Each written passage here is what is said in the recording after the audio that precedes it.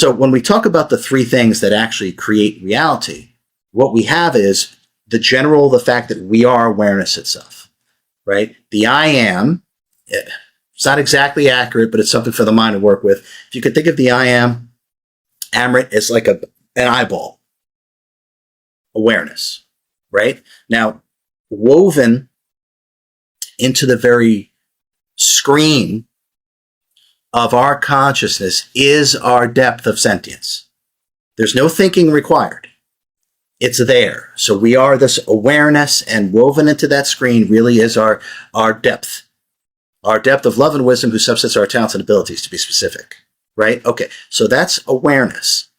And that's what we are. Now we can harness and focus that. We can harness general awareness to attention, right? Like Amrit, you have my attention. So my attention is on you. And as I'm speaking, your attention is on me. And now we are connected energetically. And that's where we can feel things pass between us and these kind of things. When I'm emanate, you pick up, and vice versa. So we go from this general awareness to attention to single-pointedness of focus. So you could think of single-pointedness of focus as supreme concentration. Now, supreme concentration, or same thing, or single-pointedness of focus, harnesses all the power of the mind into one single thing. So if you go from awareness, attention to single-pointedness of focus, what it is that you are concentrating on or focusing on, that one thing has far greater potential into coming into the reality or manifesting in the way that you desire, because all of your power of your mind and all of your attention is focused on this one single thing.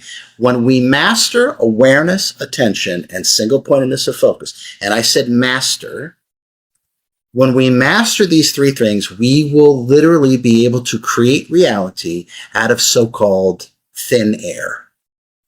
And don't just take my word for it if you don't want to.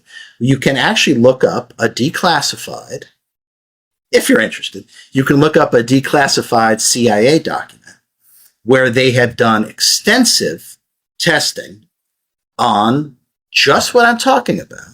They don't call it awareness, attention, and single-pointedness of focus. I forget what they call it, to be honest. But they did talk about that holding a very specific focus, single-pointedness of focus, holding it for 17 seconds. What they have deemed, it's a little longer, by the way, but they have deemed that if you hold an image, a feeling, something specific in this supreme focus after 17 seconds, and they're mostly right, the energies start to coalesce and take the shape of your concentration. You literally start to materialize this into physical reality. But they say 17 seconds. It's a little longer than that. But when we work with that, I think that's chapter 2 or chapter 3, I don't remember, we will actually realize, and it's the truth, we can create reality out of so-called thin air when we understand awareness, attention, and single-pointedness of focus. I shouldn't say understand it. When we master it, we'll be able to create reality at will. It goes pretty deep, because you, in the book, bring us into this awareness that potentially, I think it's put in the way that our inability to master attention is the root cause of death, rebirth, etc., etc. Yeah, literally. Can you unpack that a little bit? Because that's intense. I can. It is. So our attention has been on the idea of life and death, the concepts, and that's all they are, concepts. Consciousness is eternal. Life and death are just concepts. It's really all they are. They only happen in your mind. So, but we have been so focused on so-called death. We've believed in it for so long. Our attention has been on it for so long that we have actually adhered ourselves to it, and we now actually truly believe that that is required. And it's because we don't have control over our attention, our awareness, attention, and single-pointedness of focus. That, as an example, right? Paramahansa Yogananda, who left his body, he did not die. He left his body at 59 years of age, and he announced to everybody, he was giving a lecture, and he announced to everybody that my time is done, much more eloquently than I'm saying it, but he announced to everybody literally in real time, and he wasn't sick and falling down and whatever, right? There was no death process. He said he was done. He was full of gratitude for being here, and I'm finished. And he moved away from the podium, and his body just collapsed. And he completely left his body. Now, they didn't know what to call that. They said he died of a heart attack, but he showed no signs of a heart attack, and his body didn't decompose for a long time. So for him, a supreme being, as the other masters are, a supreme being, he realized his attention is not upon death. His attention is on his own self-mastery, and therefore he transcended death. All he did was leave his body. Saint Germain, the Count of Saint Germain, right? The ageless alchemist. So he never went through a death process either. He had mastered teleportation. He just left. There was no death process. You're not going to find his body anywhere. He just left with it.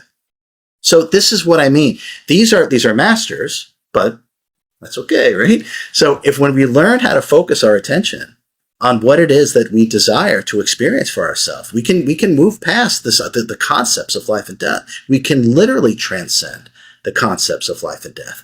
That does not mean that incarnations don't have a beginning and an end. They do. But what this does require is putting our attention on what gives birth to beginnings and endings. Just as the ageless alchemist has done and continues to do, and what Paramahansa Yogananda has done, and other masters have also done that. We can all do this, but we have to be working with ourself directly in a very different way. And in order to do that, we have to take our attention away from the fear of death. And then when we transcend that, I got a feeling we're going to start seeing lots of people doing this.